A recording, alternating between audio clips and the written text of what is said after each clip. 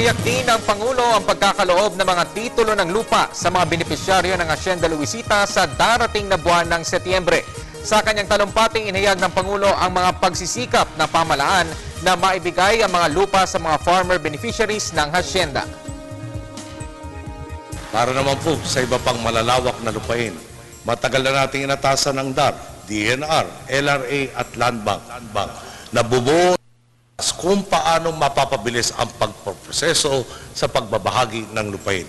Ipaalala ko lang po, tamang datos ang unang hakbang sa maayos na implementasyon ng CARPOR. Pero nagmana po tayo ng isang depektibong land record system. Kaya simula pa lang po, nagtrabaho na ang DOJ, LRA, DNR at DAR para ayusin ang sistemang ito at nasa punto na tayo ngayon kung kailan kaya nating siguruhin. Sa susunod na taon, naihain na ang lahat ng mga notice of coverage para sa mga lupaing saklaw na komprehensibong reformang agraryo.